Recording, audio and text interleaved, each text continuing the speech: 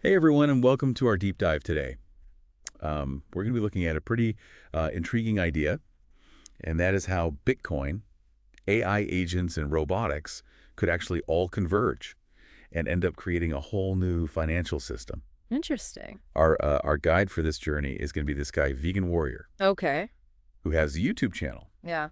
and he's a Bitcoin enthusiast with some pretty strong opinions and thought-provoking insights. Yeah. Yeah. So, I've seen some of his stuff, and yeah, he's definitely got some strong opinions, and he's not afraid to share them. yeah, he doesn't really mince words. No. And what's interesting is he doesn't see Bitcoin as just another tech trend. Right. He sees it as a fundamental building block for the future. Yeah, and especially with the rise of AI and robotics, which is what we're talking about today, that's a really interesting kind of intersection that he's pointed out, I think. Yeah, he really thinks that Bitcoin is going to be what fuels the entire, robotic economy. Right. And, this is a guy who says that, Bitcoin is not simply a currency that you spend on everyday purchases. Right. He compares spending Bitcoin to selling like a masterpiece, Oh, wow. like the Mona Lisa, Okay. for quick cash. Yeah. Like you're sacrificing this massive future value for short-term gain. That's a really interesting analogy. I mean, because it really makes you think about, the potential of Bitcoin. If you're thinking about it as like this valuable asset, like a piece of art that's going to appreciate over time, Right. as opposed to just something that you use to buy a cup of coffee. Exactly. Yeah. He actually even challenges the idea of businesses accepting Bitcoin payments. Oh, really? He suggests that they might be more interested in profiting from Bitcoin's Oh, appreciation I see. than its use as a payment method. So they're kind of like betting on it going up. Exactly. So it really makes you question the motivations behind Bitcoin adoption Right. in the current system. Interesting. So if we're not supposed to spend it, then what's the point? Like, what does he see as the real purpose of Bitcoin? Well, he argues that Bitcoin's true purpose lies in its potential to fuel a completely autonomous economy, one that's driven by AI agents and robots. Okay, now that's getting really interesting. Right, so this is where his vision gets really wild. He paints a picture of the future, where robots are constantly interacting and transacting with each other. Okay. Like, imagine like self-driving taxis, Yeah. paying for charging stations, or Yeah. AI-powered homes, ordering groceries and paying delivery drones. Right. Right. All autonomous. So they have their own little economy going on. Right. That's fascinating. And all powered by Bitcoin. Yeah, so it's like machine-to-machine payments, basically. Right. Okay. Yeah. So you can see how robots need some kind of digital currency, but why can't they just use the systems we have today? Right. That's a good question. I mean, why is Bitcoin so essential for this robot economy? Right. There's got to be something special about it for him to be so, adamant about this. Right. Well, he argues that our current financial system, what he calls Tri-fi. is inherently flawed Okay. and completely unprepared for a world that's dominated by AI and robotics. I mean, that makes sense because our current financial system is really designed for humans, with all our, KYC and AML and all these regulations. Right? It's like really slow, it's clunky, it's very centralized. Yeah. And, he says, think about it. Robots needing bank accounts, navigating international exchange rates. Right. Having to deal with SWIFT transfers and all that. Dealing with all these intermediaries. Right. It just doesn't make sense. It's like trying to fit a square peg in a round hole. Right. And it's almost comical to imagine a robot trying to open a bank account or deal with currency exchange fees. Yeah, like can you picture a robot walking into a bank and being like, I'd like to open a checking account, please. I need a loan. I have direct deposit coming in. Right. Bitcoin, with its decentralized and borderless nature, starts to look like a much more elegant solution. Yeah, I mean, it's designed for a global digital world. Right. It's like the native currency of the internet. Right. So it makes sense that it would be a good fit for robots and AI. And it's not just about practicality. Okay. He sees like a darker side to TriFi. Okay. He highlights the potential for governments to manipulate fiat currencies. Yeah. Which could have disastrous consequences in a world where AI and robots rely on those systems. It's like putting all your eggs in one basket. Right. And then that basket being controlled by someone who might not have your best interests at heart. Right. And he really thinks that Bitcoin is this, system that's resistant to that type of interference. Yeah, because it's decentralized. Right. There's no single point of control. And it offers a level of autonomy and stability that's crucial for a truly independent technological workforce. Yeah, like robots need to be able to trust the system that they're using to transact. Right. And they can't really trust a system that can be manipulated by governments or corporations or anyone else. Right. So Bitcoin provides this trustless system for machines to interact. But what does this all mean for us humans? Right. Where do we fit into all of this? Where do we fit in this robot-powered, Bitcoin-fueled future? That's the big question. What's our role going to be? And that's where it gets even more thought-provoking. Okay. He argues that we need to shift our perspective on wealth and leverage. Okay, interesting. He believes Bitcoin will become the ultimate form of collateral in this new world. So instead of relying on credit scores and traditional financial institutions, we'd be using our Bitcoin holdings to secure loans and access goods and services. Exactly. That's what he's saying. That's a pretty radical idea. It is. It is. And he actually gives a compelling example. He says, imagine walking into a lending institution, not with a credit report, Right. but with a Bitcoin wallet, Okay. holding, say, $10 million worth of Bitcoin. All right. You could potentially borrow a fraction of that in fiat currency without ever having to sell your Bitcoin. Wow. So it's like using Bitcoin as leverage to Right. access the traditional financial system. Right. You're not even touching your Bitcoin. Right. Just holding it as collateral. Right. And using that to get access to the things that you need. Yeah. That's really interesting. I mean, it's like a whole new way of thinking about credit worthiness. Right. It's not about your credit score anymore. It's about how much Bitcoin you own. Exactly. Okay, so I'm starting to see how this could be revolutionary. Yeah, it's definitely a mind-bending concept. But wouldn't there be massive security concerns? Yeah. What's stopping these institutions from just running off with your Bitcoin? I mean, that's a lot of trust to put in someone, Right. especially with all the hacks and scams that we've seen in the crypto space. That's where the concept of multi-sig solutions comes in. Multi-sig.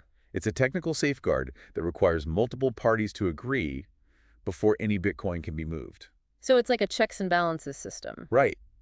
Think of it as a high-tech safety deposit box that requires multiple keys to open. Oh, okay, I see. So it's like a shared custody solution. Exactly. That makes sense. It has a crucial layer of protection when using Bitcoin as collateral. So it's not just about trusting one institution, you're trusting a network of people that have to all agree before anything can happen. And that could include you. Right. So you still have some control over your Bitcoin. Exactly. So he sees Bitcoin as this essential piece of the puzzle, not just for robots and AI, but also for individuals who want to participate in and benefit from this emerging financial landscape. So it's like a win-win for both humans and machines? Exactly. Yeah. And he's very clear about what he believes is the most important action you can take right now. Okay, what's that? Stacking SATs. Stacking SATs? Which basically means acquiring as much Bitcoin as possible. Oh, okay. So Yeah. he's basically saying buy Bitcoin. Right. He sees it as a way to secure your place in this new world, almost like buying a piece of the future. Interesting. So it's not just an investment, it's like a strategic move. Right. Yeah. But he takes it a step further. Okay. He doesn't just frame it as a financial investment. He makes it sound like a moral imperative, almost like an obligation to future generations. Wow. Yeah. That's pretty intense. Yeah. So he's really putting a lot of weight on this. He contrasts stacking SATs with the limitations of traditional savings accounts, Okay. which often yield paltry interest rates and are vulnerable to inflation and government control. Yeah, I mean, he's got a point there. Savings accounts aren't exactly the best way to grow your wealth these days. With Bitcoin, he says, you're essentially taking control of your financial destiny, Okay. free from the constraints of a system he views as inherently flawed. So it's like opting out of the traditional financial system Yeah. and creating your own financial future. So we've got this picture of a future where AI, robots, and Bitcoin are converging to create this new financial reality. It's a bold vision, Yeah, it is. It's a lot to take in. but it also raises a lot of questions. Yeah, I mean, what does this really mean for us as individuals? How can we actually prepare for this potential shift? One of the key points he emphasizes is the need to understand Bitcoin deeply. Okay. He actually believes it takes a significant investment of time and effort to truly grasp its potential. So it's not something you can just learn overnight. Right? He actually has a term for it, the 10,000-hour rule for Bitcoin mastery. The 10,000-hour rule, like the idea that it takes that much dedicated practice to become an expert in anything. Exactly He's that. applying that to Bitcoin. He is. He believes it takes that level of commitment to fully understand the intricacies of Bitcoin and its implications for the future. Okay, so he's not messing around. He's serious about this. Wow, a bachelor's degree in Bitcoin. Yeah. That's quite an image. But it underscores his point that truly understanding Bitcoin requires more than just a surface-level understanding. Right. It's about diving deep and grappling with its complexities. So it's like a serious field of study. And he emphasizes that it's a continuous journey even for him. He's constantly learning and refining his understanding of Bitcoin. Okay. He encourages his viewers to approach it with the same spirit of curiosity and open-mindedness, not to be afraid to ask questions and to connect with others who are on the same path. So it's like a community effort Right. to learn and grow together. So it's not just about accumulating Bitcoin. It's about cultivating a deep understanding of its potential and becoming part of a community that's actively shaping this new financial landscape. That makes sense. So it's not just about the money, it's about the ideas and the people. Exactly. Yeah. But let's go back to this idea of stacking SATs. He makes it sound so simple, like anyone can just start buying Bitcoin. Right. But wouldn't you need a lot of money to make any real impact? Yeah, I mean, Bitcoin's not exactly cheap these days. Right. He actually addresses that directly. He shares his personal strategy, which is surprisingly accessible. He emphasizes that you don't need to be wealthy to get started. He suggests consistently investing a small portion of your income, even if it's just $10 or $20 a week. Oh, wow. Okay. Over time, those small, regular purchases can add up, especially considering Bitcoin's tendency to appreciate. So it's about changing our mindset, Right. right? Instead of thinking about saving in traditional ways like putting money into a savings account that might barely keep up with inflation. Right. He's suggesting we view Bitcoin as our primary savings vehicle. He challenges us to shift our perspective from preserving capital to accumulating an asset that has the potential to grow significantly over time.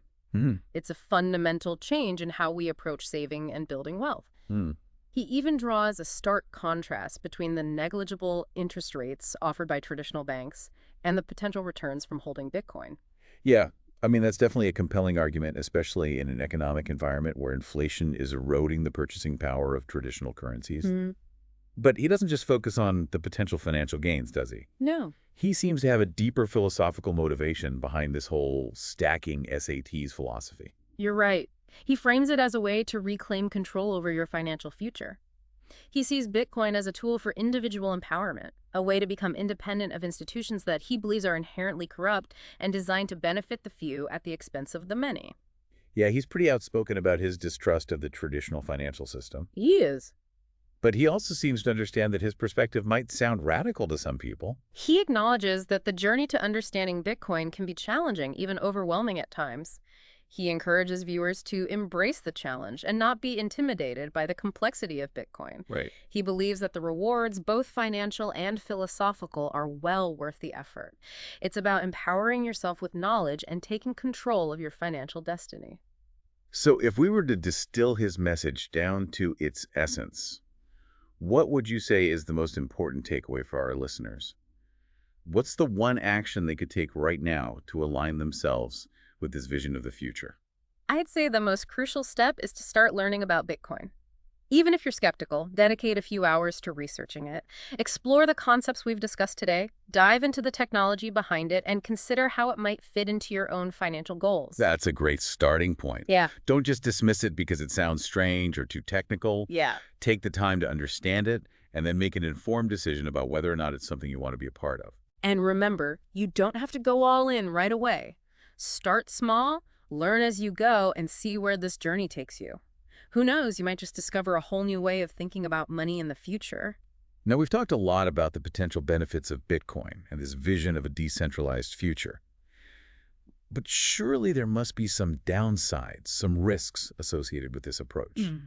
Vegan Warrior is very optimistic, but is it all sunshine and rainbows? Right. Are there any potential pitfalls we should be aware of? That's a crucial question, and it's important to approach any investment or technology with a healthy dose of skepticism. Right. While Vegan Warrior presents a compelling case for Bitcoin, there are definitely potential downsides to consider. Oh, yeah. One of the most commonly cited concerns is Bitcoin's volatility. Yeah, that's true. Yeah. We've all seen the headlines about Bitcoin's price swings. Yeah. It can be a roller coaster ride.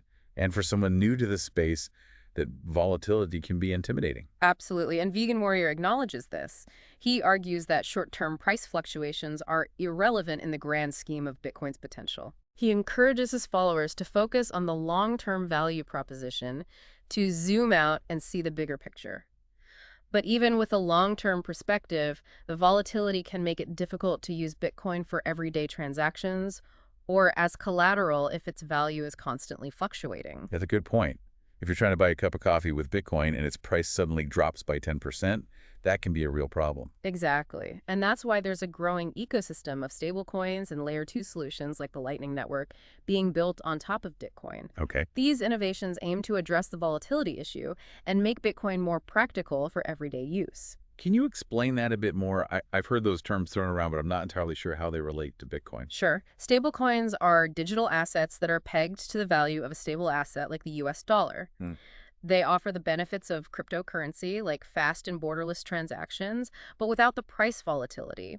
The Lightning Network is a layer 2 solution built on top of Bitcoin that enables faster and cheaper transactions. It's like a superhighway for Bitcoin transactions, making it possible to send tiny fractions of Bitcoin almost instantly with minimal fees. So these innovations are essentially making Bitcoin more user-friendly and addressing some of the practical challenges that have prevented its wider adoption. Precisely.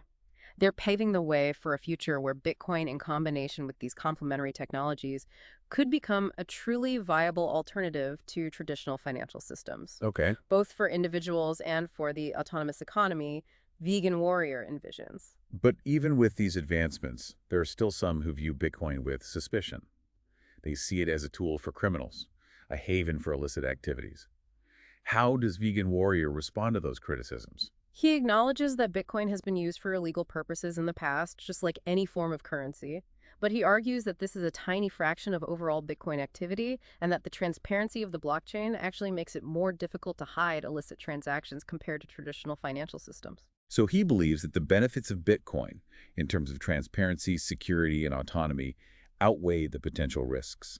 That's his perspective. He views Bitcoin as a tool for freedom and empowerment, and he believes that its potential to create a more equitable and transparent financial system far outweighs the concerns about its misuse. It's certainly a compelling vision, and one that's resonating with a growing number of people around the world.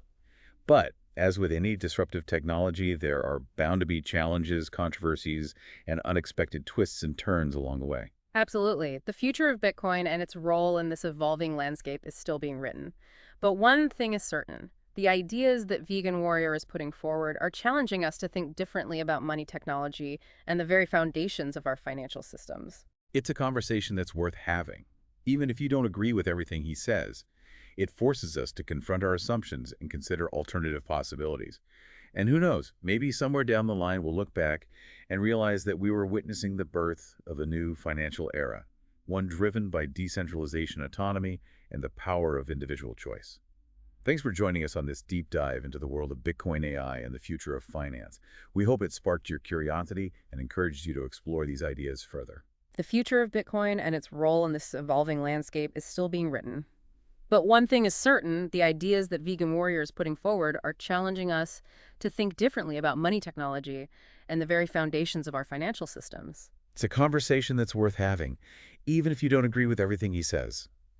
It forces us to confront our assumptions and consider alternative possibilities. And who knows, maybe somewhere down the line we'll look back and realize that we were witnessing the birth of a new financial era, one driven by decentralization, autonomy, and the power of individual choice. So that wraps up our deep dive into the world of Bitcoin AI and the future of finance. We hope this has sparked your curiosity and encouraged you to explore these ideas further. Thanks for listening.